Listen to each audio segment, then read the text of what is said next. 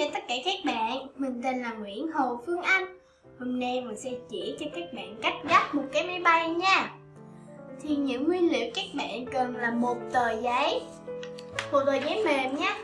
Thì mình đã sử dụng một tờ giấy bằng lịch này.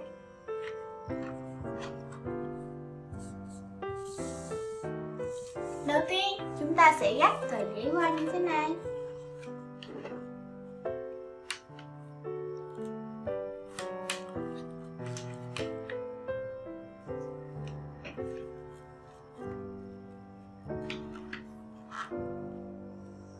Mình sẽ gấp cho nó thẳng nha.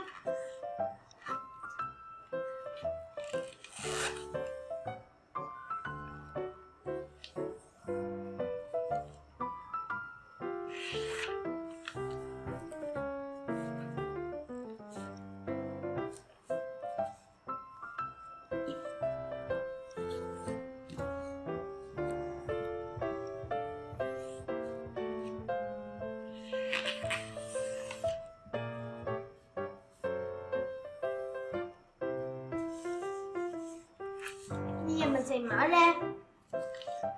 Và bên này mình sẽ gấp xuống được.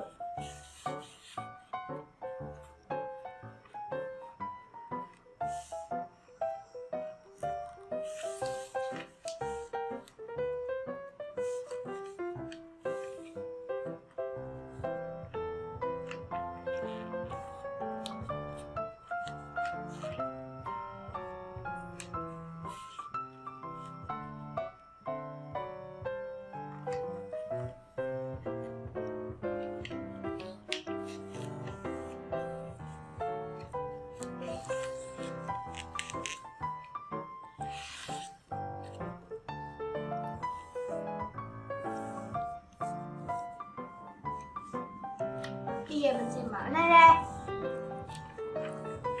và lắp đôi tờ giấy này lại thành một hình chữ nhật.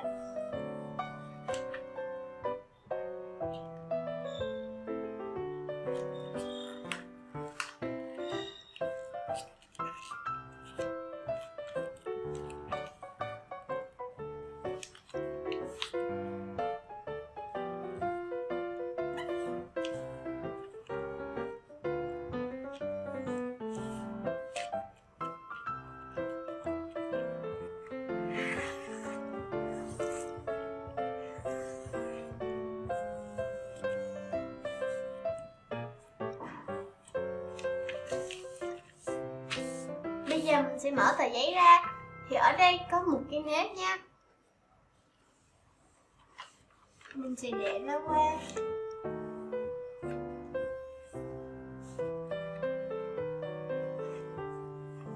Và gấp nó vào.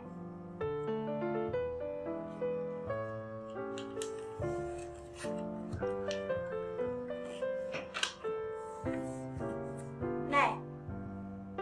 Để qua. Và gấp nó vào.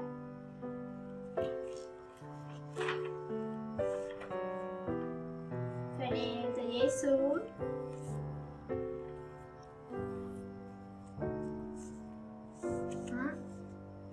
Và bên này cũng vậy nhé.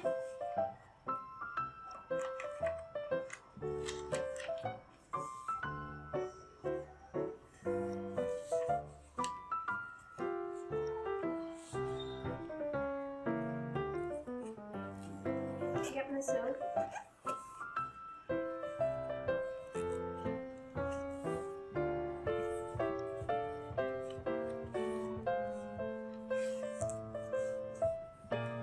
Đó.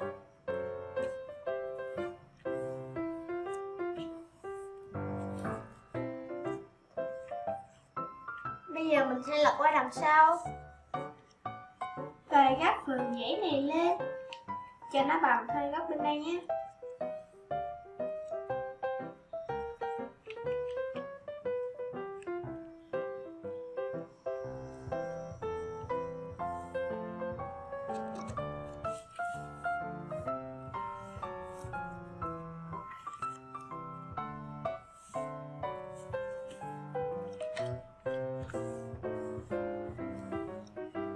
Và các phần này về bên này đây.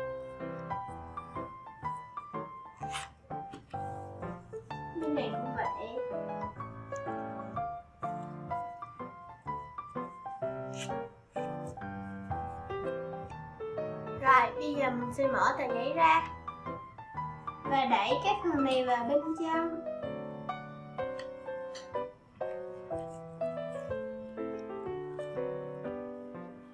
Mình đi nó xuống. Bên này cũng vậy nhé. Để nó vào bên trong. Và đi nó xuống.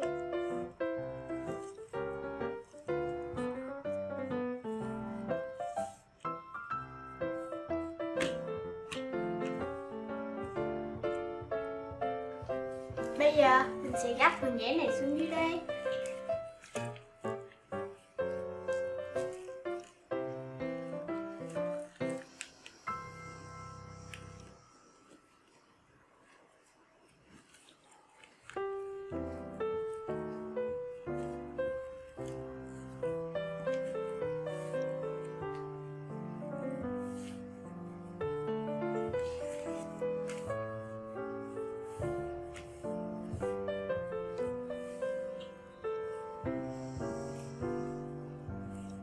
Và bây giờ mình sẽ để tờ giấy này qua bên đây cho nó bằng đường thẳng đi nhé.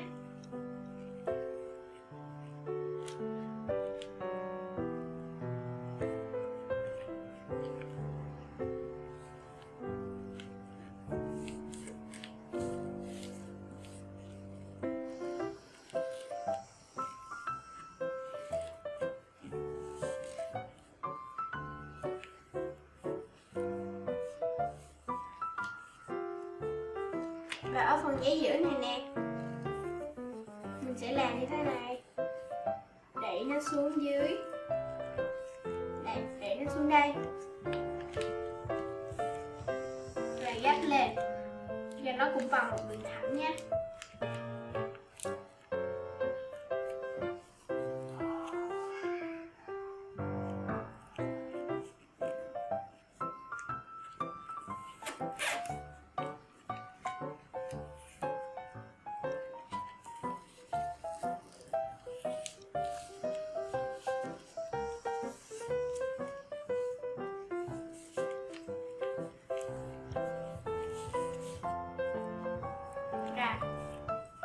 Mình sẽ mở ra, và bên này cũng vậy. Mình sẽ gấp nó lên.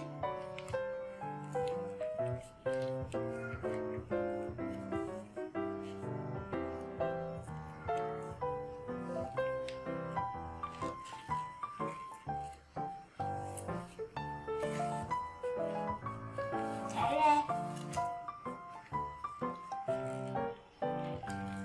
Mình gấp nó vào.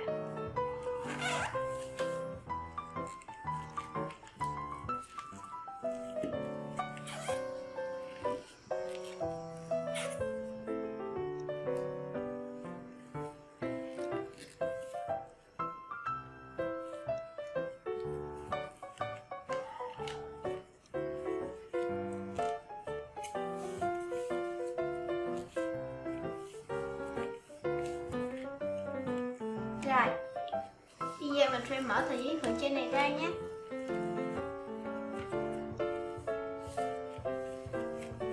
Và ở đây sẽ có hai cái đường nhé. Thì ở đường này, ở đường bên trong, gần đường ở giữa này, đây, mình sẽ gấp nó qua.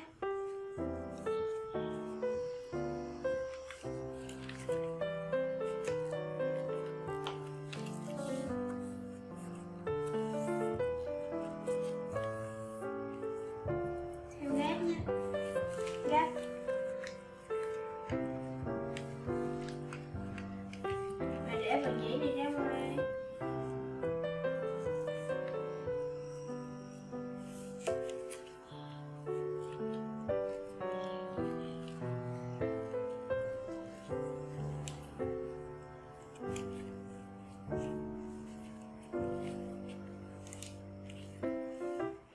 Và bên này cũng vậy.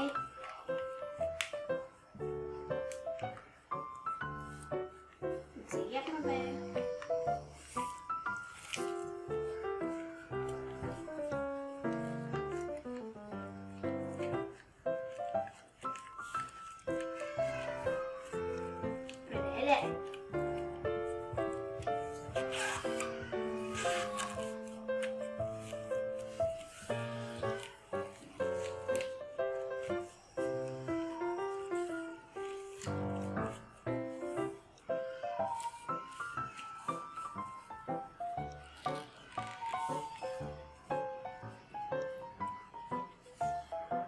giờ mình sẽ lật qua đằng sau và gấp phần giấy này xuống dưới đây. Ở đây thì sẽ có một cái nếp nha, thì mình sẽ để nó vào bên trong rồi gấp nó xuống. Để hai cái ra.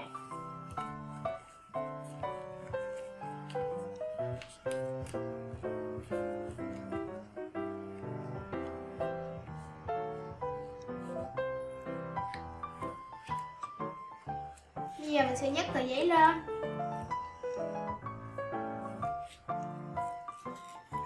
và gấp vào bên trong đây. Đây. Gấp sao mà cho nó bằng cái phần mép ở đây nhé.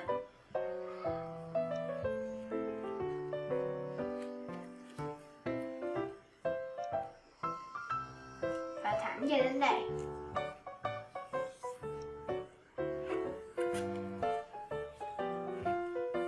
Bước xuống.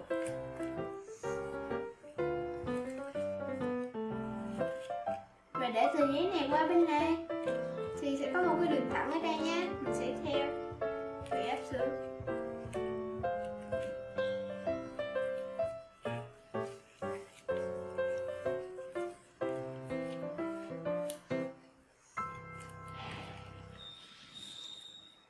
Và bên này cũng vậy. Mình sẽ gấp nó qua bên đây cho nó sát bên đây.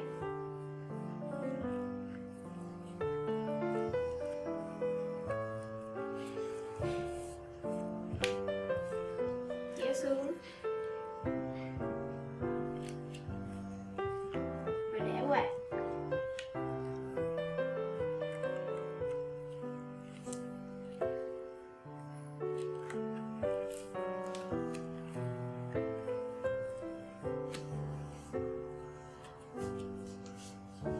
Để tờ giấy xuống. Bây giờ ở phần dưới này mình sẽ gấp lên cho nó thẳng nhé.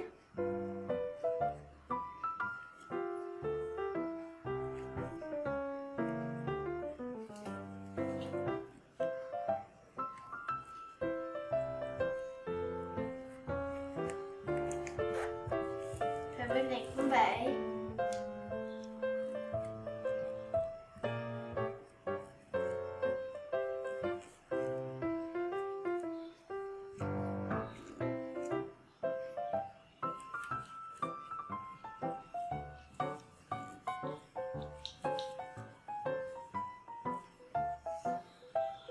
Bây giờ mình sẽ gấp đôi tờ giấy lại.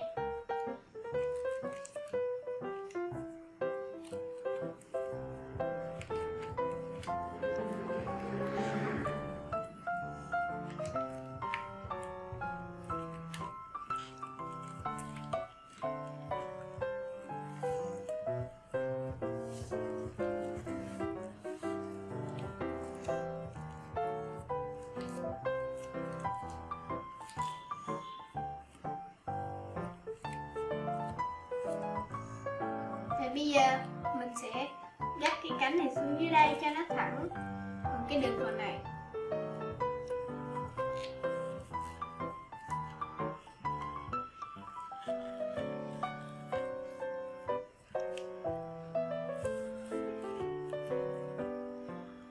Mình sẽ gấp xuống để làm cái cánh nha.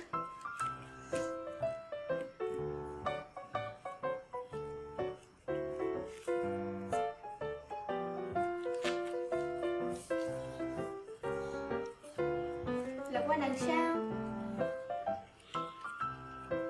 và cũng gấp xuống.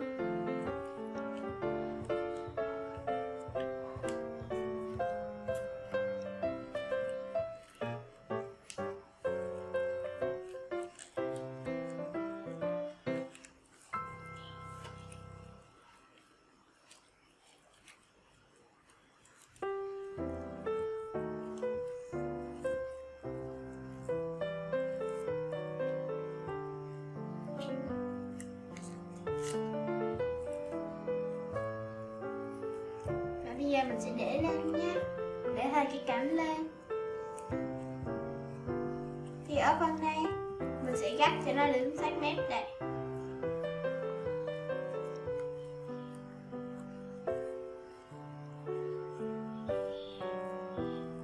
Bên này cũng vậy.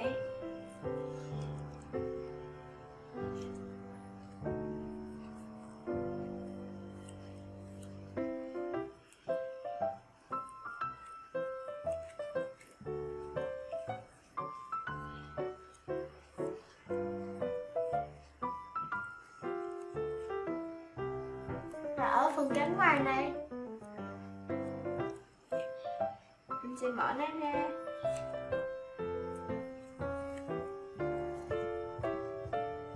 Và gấp nó vào bên trong.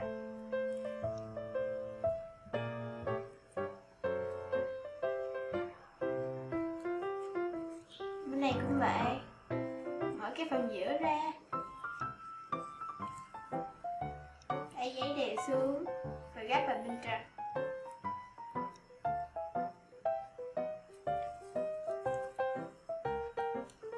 Phần dưới này cũng vậy. Mình sẽ mở giấy ra, đè nó vào bên trong.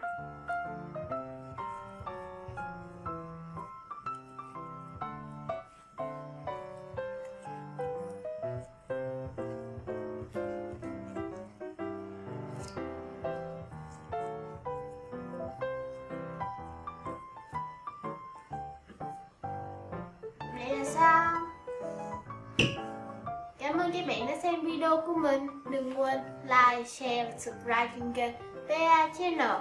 Xin chào và hẹn gặp lại các bạn ở những video sau.